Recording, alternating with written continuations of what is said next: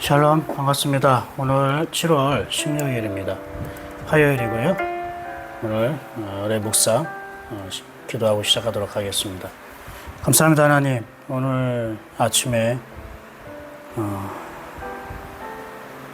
작은 비와 선선한 바람 불게 하시니 감사합니다.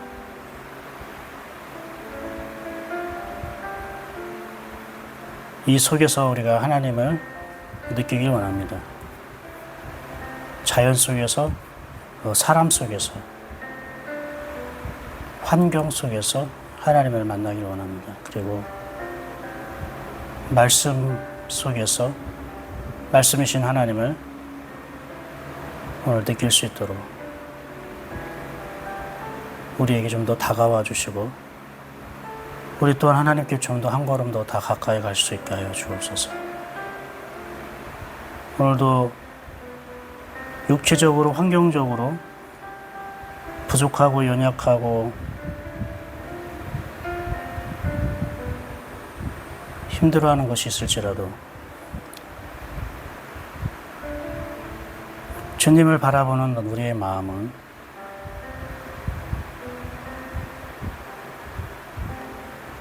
늘 부드러워질 수 있도록 인도하여 주옵소서. 예수님의 이름으로 기도합니다. 아멘. 예, 여러분 오늘 욥기 2장 읽으셨죠? 욥기 2장에서 여러분이 오늘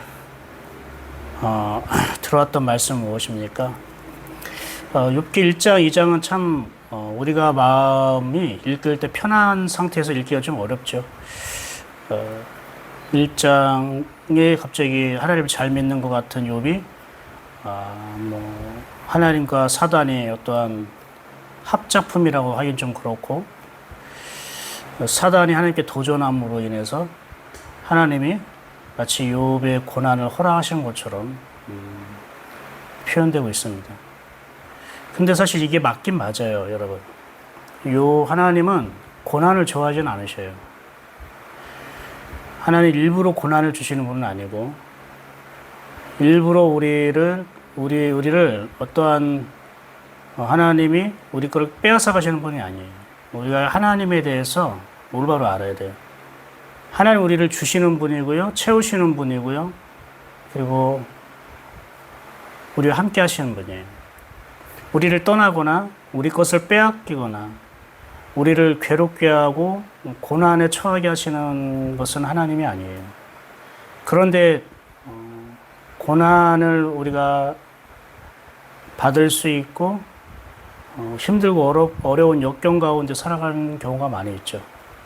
근데 결국은 우리가 그것을 벗어나서 신앙이 회복되고 하나님을 만나면 고백하는 것이 하나님이 그렇게 하신 거다, 하나님이 허락하셨다라고 말해요.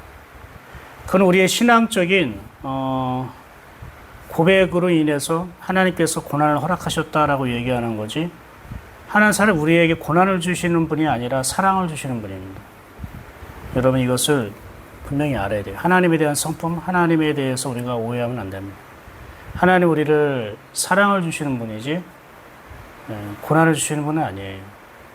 그런데 신약 성경에 보면은 하나님의 자녀에게 징계가 있을 것이다. 징계라고 하니까 마치 채찍질로 때리고 아픔을 주는 어떤 그런 의미로 생각할 수 있는데, 그게 아니라 이 징계라는 것은 우리를 가르치는 다는 뜻이에요. 원래 하나님의 자녀는 하나님이 가르치신다, 양육하신다는 뜻이지 징계를 주신다는 게 아니라, 징계가 없는 자녀는 사생하다, 이런 말씀 성경에 있어요. 들어보셨죠?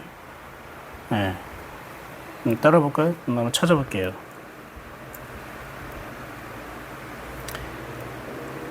예, 히브리서인데요. 히브리서 12장 7절에 12장 6절에 주께서 그 사랑하시는 자를 징계하시고 그가 받아들이시는 아들마다 채찍질하심이라 하셨으니 너희가 참음은 징계를 받기 위함이라. 하나님이 아들과 같이 너희를 대우하시나니 어찌 아버지가 징계하지 않는 아들이 있으리요. 징계는 다 받는 것이거늘 너희에게 없으면 사생자요 친아들이 아니니라. 아니 이렇게까지 지금 징계 얘기를, 징계는 다 받는 거래요. 징계를 받아야 친아들이지, 징계를 받지 않으면 어떻게 해요? 사생아다. 뭐 이런 식으로까지 얘기하고 있는 거예요. 근데 이 징계라는 것은요, 이 원어가 뭐냐면요, 가정교사에서 나온 말이에요. 가정교사는 뭡니까?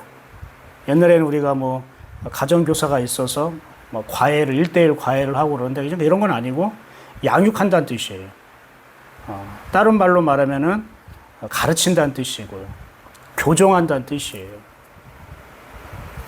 그러니까 징계는 하나님 원하시는 게 아니에요. 여러분이 하나님도 오해하지 말아요. 하나님 징계하시는 분은 아니고 가르치시는 분이에요. 근데 그 가르치시는 형태가 인간이 볼 때에는 고난이라고 생각하는 거예요. 하나님 가르치시고 양육하는 건데 인간이 볼 때에는 하나님 꼭 왜 이렇게 이런 방법으로 가르쳐야 됩니까? 하나님 꼭 이런 방법으로 나를 양육하셔야 됩니까? 아니, 좋은 게 좋다고, 좋은 방법으로, 뭐, 은혜로운 방법으로, 평화로운 방법으로 저를 가르치고 양육할 수 있지 않겠습니까? 이스라엘 백성이 광야 40년 기간이 징계를 받는 기간이에요. 근데 그 징계가 뭐 하나님이 막 괴롭히고, 예, 하나님이 뭐, 그들을, 채찍질로 때리시고 막 그랬습니까? 광야는 하나님이 이스라엘 백성을 품는 기간이에요. 품는 기간. 근데 이스라엘 백성이 자기의 뜻과 고집을 버리지 않고 하나님을 믿으려고 하니까 하나님이 그 자녀를 품는데 하나님이 아픈 거예요. 여러분, 내가 신앙생활 하는데 힘들다, 아프다, 하나님에 대한 원망이 있고 불평이 있다.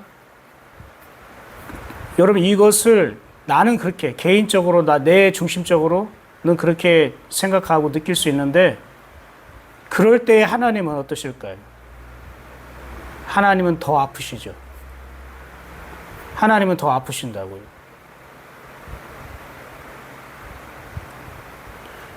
여러분, 하나님이 우리에게 양육하신다는 것은, 가르치신다는 것은 하나님이 젖을 우리에게 물리는 거예요. 엄마가 아이에게 젖을 물리잖아요. 근데 그 젖을 물리는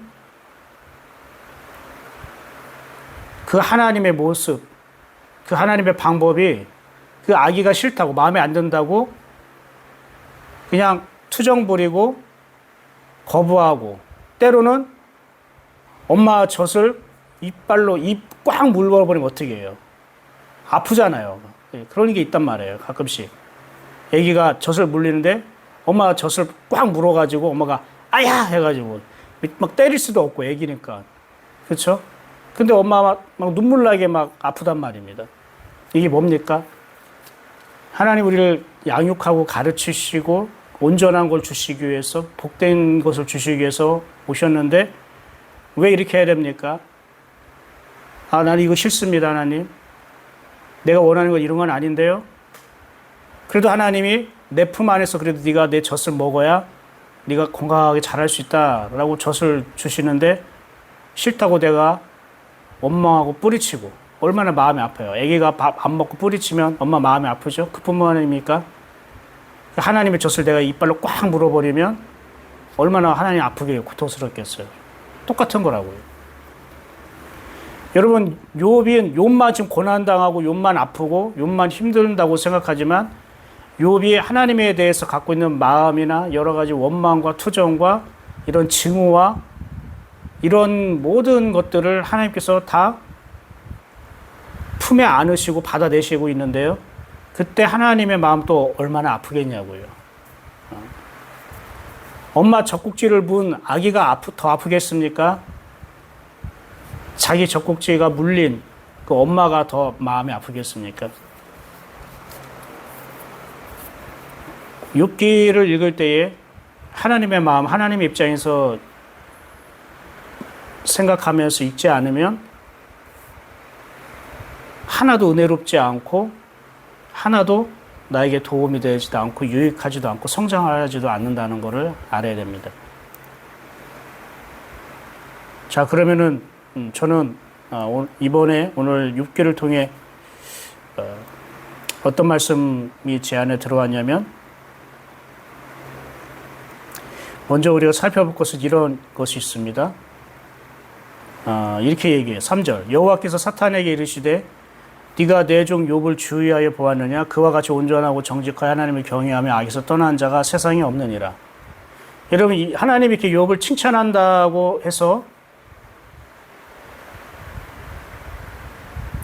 이것을 있는 그대로 받아들이지 말고 한 번 더 생각을 해봐야 돼요. 왜냐면 나중에 욥기 36장 7장 넘어갈 때에 하나님과 욥이 대화를 하고 그런 과정 속에서 욥은 하나님의 질문에 대화에 한 번도 끼어들지 못하고 대답을 하지 못하는 벙어리 상태가 돼버리거든요. 그리고 나서 하나님께 참회하고 돌아오면서 하나님이 옳고 내가 틀렸다고 이렇게 고백을 하는 걸 보게 돼요. 그럼 하나님이 욥이 온전하고 정직하고 하나님을 겸해 악에서 떠난 자가 세상에 없느니라 라고 말한 이 하나님의 이 말씀은 무엇이란 겁니까? 그냥 아부입니까? 사탄에게 그냥 내 자식 그래도 좀 챙겨주고 싶어서 없는 얘기를 지어낸 겁니까? 그게 아니라는 거예요. 욥은 지금 자기 수준에서, 인간의 수준에서, 즉 자기의 힘과 자기의 방법으로 하나님을 믿는 데에서는 최선을 다하고 있다는 거예요. 즉 하나님이 원하시는 하나님의 방법으로 하나님을 믿는 것을 말하는 게 아니에요. 하나님이 원하는 믿음, 하나님이 원하는 하나님을 믿는 방법으로 욥이 믿는 게 아니라 인간의 방법으로, 율법 안에서, 그런 종교심 안에서, 자기의 신념 안에서 남들보다 온전하고 남들보다 정직하고 남들보다 경외하고 남들보다 죄를 짓지 않으려고 노력하는 사람이라는 것. 그러니까 자기 힘, 자기 방법으로 자기 믿음을 지키려고 하는 사람을 바로 욥을 말하는 거예요. 그런데 하나님 이렇게 얘기합니다. 네가 나를 충동하여 까닭없이 그를 치게 하였어도. 자, 지금 이렇게 얘기를 하면 하나님이 어떤 분이 되냐면 사단이 이렇게 참소하고 충동질 시켜서 하나님을 조종해서 욥을 칠 수 있도록 허락을 받아냈나? 그럼 하나님은 이렇게 약한 분이야? 사단이 충동질하면 하나님이 이것을 다 네게 넘어가는 분이야? 그러니까 여러분이 이것을 이해하는데 좀 어려움이 있잖아요. 저도 예전에 그랬고요. 사단이 어떻게 하나님을 충동합니까? 하나님은 어떠한 존재로부터 충동을 받는 분이 아니라는 거예요.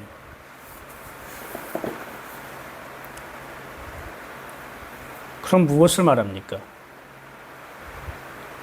사단은 하나님을 충동질한 게 아니라 사단은 욥의 어떤 약점, 단점, 우리 인간의 연약함, 허물, 이거를 고자질함으로 인해서 하나님이 자신이 만든 이 욥을, 이 사람을 하나님이 미워하게 만들고 하나님이 그를 떠나게 하려고 하는 것이 사단의 목적이었던 거예요. 그걸 충동질하여라고 얘기하는 거예요. 푹 찔렀다는 거예요. 하나님의 마음을, 가슴을 찔렀다는 거예요. 아니, 하나님이 욥 만든 거 아닙니까? 근데 저와 저렇게 하나님을 경외하고 온전히 믿고 믿음 생활 잘한다고 하는데 한번 욥 보십시오. 저게 정말로 하나님이 원하는 뜻대로 믿는 건지, 하나님 기뻐하는 그런 믿음을 가지고 살아가는 건지, 온통 자기의 방법과 어떤 자기의 어떤 습관과 자기의 힘으로 자기 신념을 지키기 위해서 하나님을 믿는 거지, 하나님이 주신 믿음으로 하나님을 믿는 게 아니지 않습니까? 하나님이 원하는 방법으로 하나님을 믿고 있지 않지 않습니까? 욥은 그런 사람입니다. 그러면서 하나님이 만든 사람인 욥의 단점과 허물을 들춰내므로 하나님 마음을 아프게 하고, 그래서 하나님도 욥을 포기하게 만들려고 사단이 충동질한다는 건 그거예요. 찌르는 거예요. 아픈 곳을 찌르는 거예요.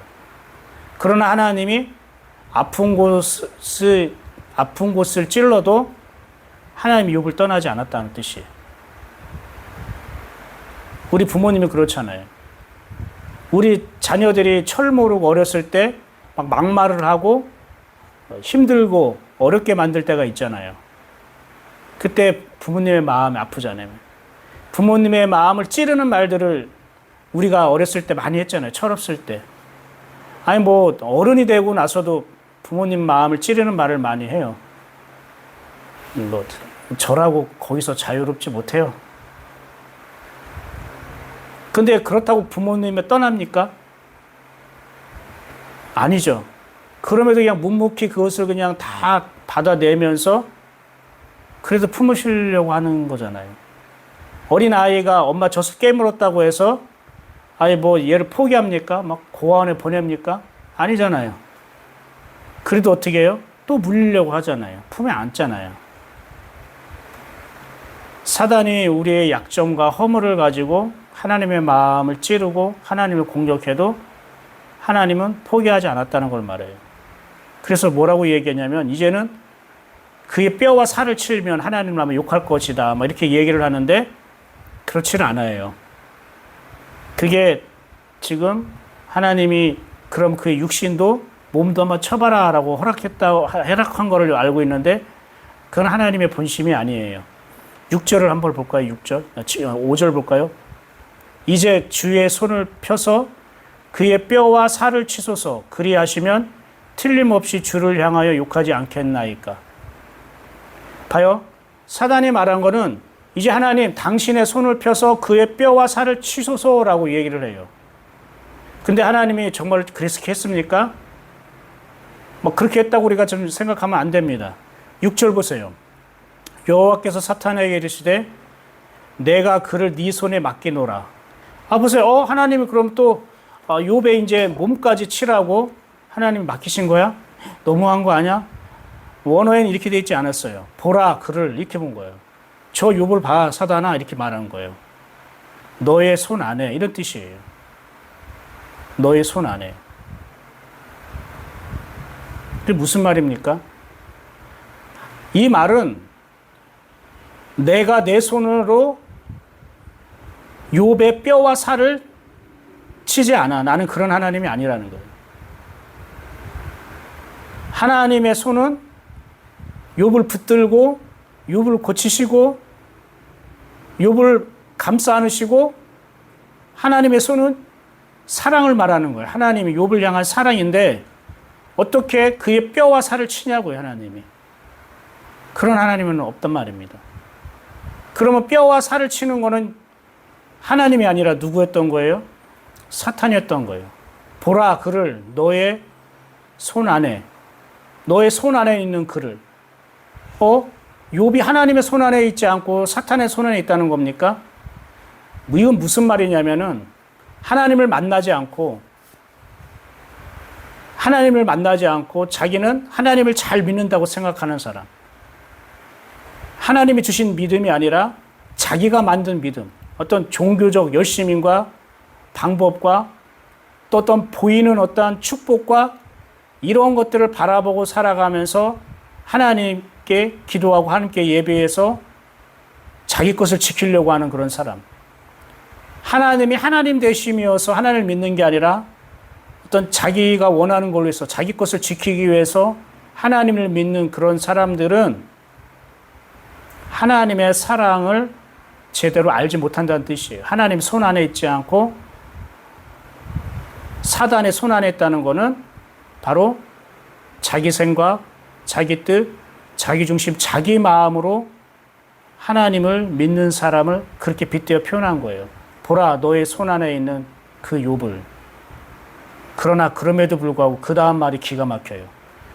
다만 그의 생명은 해하지 말지니라. 해하지 말지니라고 말한 거는 없어요.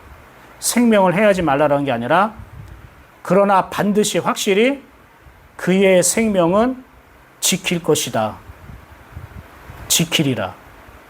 그의 생명은 반드시 확실히 내가 지킬 거야 이런 뜻이란 말이에요. 네가 아무리 욥을 네가 네 마음대로 괴롭히고 조종하고 아픔을 주고 그의 살과 뼈를 네가 친다 할지라도 나는 분명하게 말하지만 욥을 확실하게 내가 지킬 거야. 나는 그를 보호할 거야. 나는 그를 품을 거야. 나는 그를 간직할 거야. 지킨다는 말이 해야지 말라게 아니라 원어로 간직하다, 지키다, 보호하다라는 뜻이에요. 품는다. 이게 하나님의 마음이에요. 그러니까 여러분 욥기를 바라보면서 오해하지 마세요.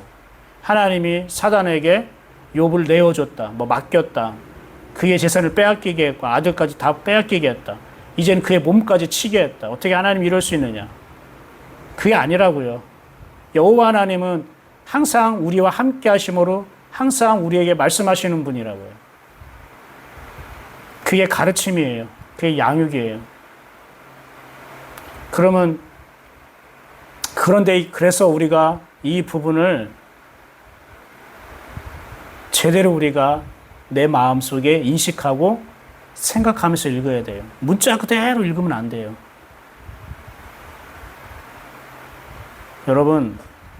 여러분이 지금 고난과 역경이 있고 어떤 사람은 육체적으로 어떤 질병과 어려움을 당할 수가 있어요.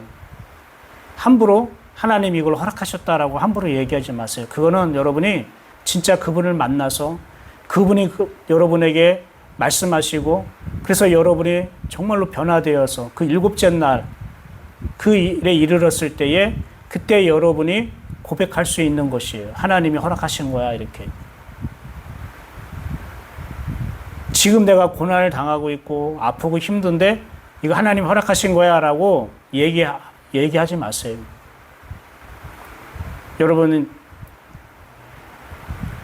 여러분이 굉장히 아끼고 가까운 사람이 있다고 합시다. 근데 그 사람이 욥기 1장처럼 하루아침에 사업도 망하고요. 파산당하고 소유물도 다 빼앗기고 그의 자녀도요 사고로 인해서 다 죽었다고 합시다. 그것도 하루아침에. 그래서 장례식장에 찾아갔어요. 얼마나 그가 힘들고 고통스럽고 얼마나 아플까. 가서 내가 등이라도 두들겨주고 손이라도 잡아주고 함께 있어줘야지. 근데 그 사람이요 아주 그냥 괜찮은 모습으로요 막 웃으면서 반가워 그냥 환대해 주는 거예요. 어리둥절해요. 힘들지. 자녀도 그렇게 되고 사업도 다 망하고 어렵고 이제 어떻게 힘들지 이렇게 얘기하는데 그 사람이 웃으면서 괜찮아. 다 하나님의 뜻이 있어서 그래. 다 하나님이 허락하신 거야. 괜찮아. 나는 그래도 하나님을 믿어. 믿음으로 승리할 거야. 믿음으로 이길 거야. 괜찮아. 여러분 그 지인이 그렇게 얘기하면 여러분이 야 진짜 이 사람 믿음 참 좋네 이렇게 감탄하고 은혜 받겠습니까? 아니죠. 되게 당황스러울걸요? 그래. 하나님에 대한 믿음을 지키고 하나님에 대한 믿는 건데 지금 재산도 사업도 다 지금 망했고 자녀들도 다 죽었는데 다 이게 하나님의 뜻이라고 이걸 그냥 받아들인다고 다 하나님이 허락하신 거라고 그렇게 고백해도 될까? 그게 정말 정상적으로 온전하게 보일까요? 웬만해서는 우리가 그렇게 말할 수는 없죠. 아무리 믿음이 좋다 할지라도요, 하나님 사랑한다 할지라도 그 시점에 있어서는 그런 상황 속에서는 욥처럼 어떻게요? 머리를 물고요, 옷을 찢어버리고요, 자기 가슴을 치면서 땅을 치면서 우리가 울 수밖에 없잖아요. 통곡할 수밖에 없잖아요. 물론 하나님을 원망하고 저주하진 않더라도 내가 아파하고 울고 힘들 수밖에 없잖아요. 지금 그 상황이. 그는 믿음의 문제가 아니에요.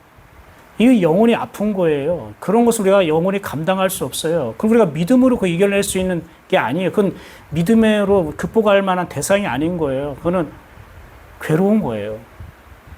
괴롭고 힘들고 비참하고 아프고 슬프고 고통스러운 건데 지금 자기는 괜찮다고 하나님의 뜻이야. 하나님 허락하신 거야. 그 무난하게 넘길 수 있는 건 아니라고요. 그거는 이미 고장난 거예요. 근데 욥이 그랬잖아요. 하나님을 찬송하리로다. 사랑하는 여러분, 오늘 말씀을 정리하도록 하겠습니다. 하나님은 여러분에게 주시는 분입니다. 채우시는 분입니다. 보호하시는 분입니다. 감싸 안으시는 분입니다. 가르치시는 분입니다. 여러분을 살리시는 분입니다. 근데 욥이 하나님의 품을 벗어났을 때, 하나님의 젖꼭지를 깨물고 투정 부리고 그리고 자기의 어떤 고집과 신념으로 살 때에 하나님은 다른 방법으로 그를 품으시려고 하는 겁니다. 그러나 하나님의 목적은 그를 지키는 겁니다. 우리를 고난 주고 우리를 빼앗고 우리에게 아픔을 주고 우리를 고통스럽게 하는 존재는 하나님이 아니라 사탄입니다. 근데 그 사탄은 내 몸 밖 어디에 있는 게 아니라 내 안에 언제부턴가 내 안에 거하며 살고 있었던 거예요. 그래서 결국은 그 사탄과 나는 한 통속이었던 거예요. 한 몸, 한 마음이었던, 한 생각이었던 거예요. 그럼에도 불구하고 하나님은 나는 너를 간직할 거야. 나는 너를 지킬 거야. 이것이 6절 말씀이에요. 다시 한번 읽을까요? 여호와께서 사탄에게 이르시되 내가 그를 네 손에 맡기노라. 네 손에 맡기노라가 아니죠. 보라 그 욥을 너의 손에. 그래 네가 너의 힘으로 이 세상에 있는 것을 동원해서 뭐 자연재해든 아니면은 어떤 사람이든 어떤 환경이든 돈이든 어떤 질병이든 사탄 네가 그를 공격하고 네가 마음대로 주물럭주물럭해서 내 마음을 아프게 하고 그리고 욥이 하나님을 떠나게 하고 하나님을 원망하고 불평하게 네가 만들려고 하지만 그러나 분명히 확실하게 나는 그의 생명을 지킬 거야. 나는 그를 반드시 간직할 거야. 내 품에서 떠나게 하는 일은 없을 거야. 하나님의 열심. 사단의 공격과 사단의 회방보다 더 큰 게 하나님의 우리를 향한 열심, 하나님의 사랑인 거죠.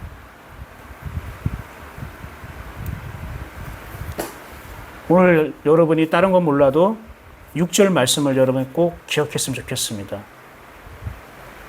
내가 지금 이 사단의 손 안에 있다는 거는 꼭 어떤 영적인 사단 존재라고 생각하지 말고 나를 괴롭게 하고 힘들게 하는 어떤 경제적인 어려움, 내가 그 안에 있든지, 아니 어떤 사람과의 관계 속에서 너무나 갈등이 있고 스트레스를 받고 어려움이 있다든지, 그게 바로 너의 손 안에, 사탄 너의 손 안에 이런 의미라는 거예요.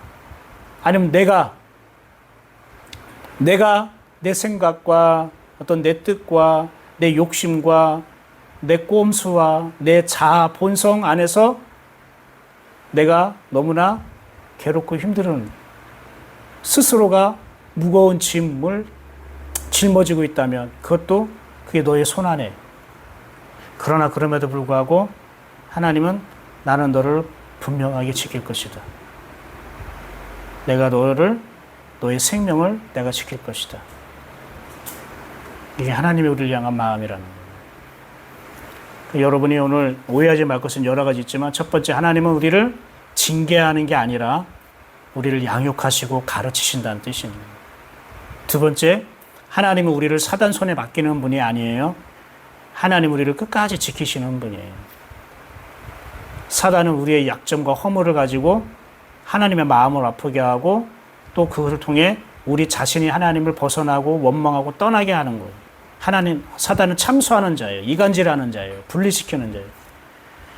그래서 하나님은 사탄으로부터 충동질을 받는 분이 아니에요. 감히 어떻게 사단이 하나님을 충동질할 수 있고, 아니 하나님이 어떻게 사단으로부터 그런 도전을 받고 충동을 받을 수 있겠습니까? 그렇지 않습니다. 욥기 1장 2장 속에 있는 우리를 지키시고 우리와 함께 하시는 그 하나님을 여러분이 발견하고 오늘 그 하나님을 만나시기를 축복합니다. 기도하겠습니다. 감사합니다. 하나님, 이 하나님의 하시는 일에 대해 우리가 오해했던 것들을 우리가 다시 정상으로 깨닫고 올바르게 생각할 수 있게 하시니 감사합니다. 그렇습니다. 내가 연약해지면,